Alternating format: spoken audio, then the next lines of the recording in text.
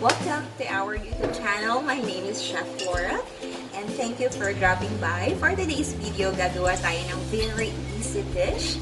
Ang ating menu for today is adobo fried rice. Since we have leftover rice and we have leftover adobo, so I decided na gawin ko ng video. Very easy dish na. I'm sorry kung medyo pangit yung ating framing ng video. This is my first time, so okay, sorry for that. So this is our ingredients. We have our leftover rice here and our leftover adobo. I'm using pork adobo. It's like 1 cup of pork meat, our spring onions, white onions, garlic, and also our leftover na adobo sauce na konti lang. We will use also cooking oil and pepper.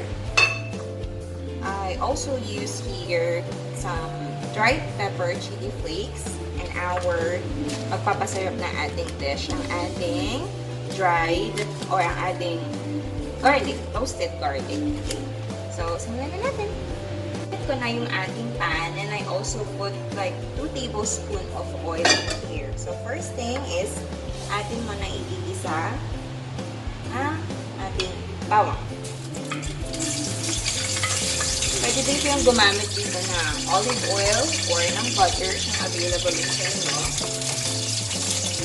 Masarap itong i-partner sa mga tapa or longganisa, ganyan. Pwede rin kayong gumamit ng any leftover na meat na meron kayo. Now, let's add our white onions. So, hintayin lang natin na mag-caramelize ng ating onions or mag-golden brown ito. Saka natin ilagay ang ating meat. Now, okay na yung ating garlic and onions. It's now time to add, our meat. So, sinapit siya ng maliliit para mas madali lang siyang maluto at mag-complement natin sa ating fried rice. Ito natin ang ating oil. Add din ako ng konting-konting pepper.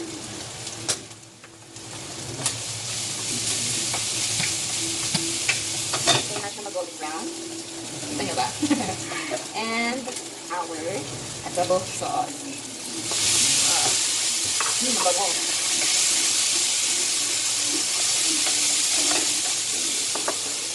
Now, our leftover rice. Sorry sa mga nag-diet, pero masarap.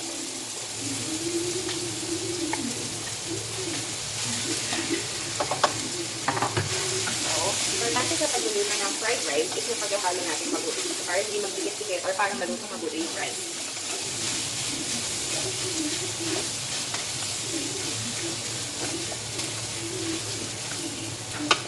Now, I will also add our dried chili flakes. So, gusto ko na may konting anghang. You can also use cayenne pepper or chili flakes or pepper flakes. Depende yan kung anong gusto niyo. Then, add natin ang ating toasted garlic. Mag-add yan sa ating flavor. Tingnan muna natin siya later kung lalagyan pa tayo ng sauce. Since medyo flavorful na yung kailan natin sauce ng adobo, i-check muna natin kung kailangan pa ba natin magdagdag or hindi na. So, I will just cook it for a few minutes. So, yung makita, wait, there, ang bango. Pwede nyo na ito kainin ng ganito lang. Pwede nyo siyang lagyan ng scrambled egg or ng sunny side up egg sa ibabaw. Then, pwede ito na siya. Pwede nyo din ito pang baon sa school or sa office. Pero since most of the people now work from home, so, madali lang kailuto. Hindi mo na kailangan baon. And, I will also add some spring onions.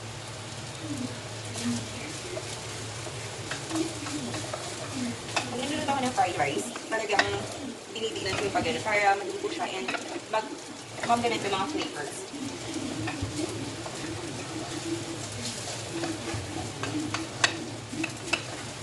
Ang the best partner dito, pa-partner ko mamaya is yung aking tayong na bangus and steamed kangkong.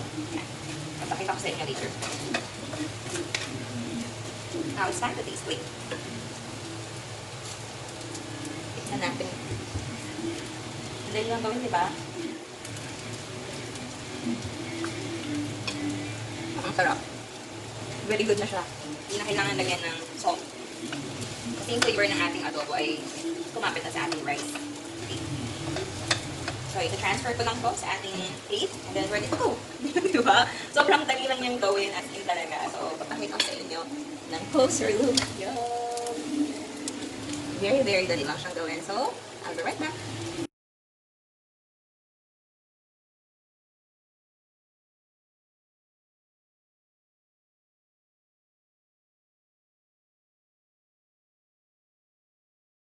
Dinner's ready. Someone is ready to eat.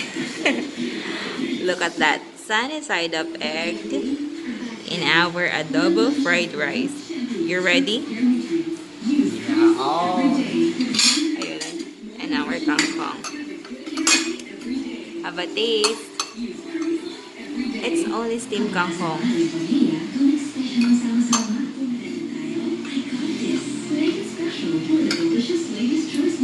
How was it? Yeah, excited.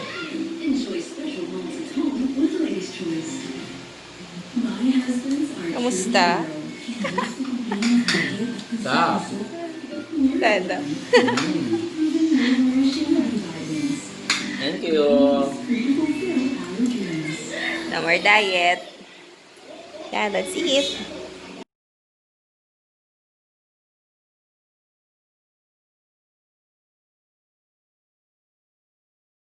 And here's our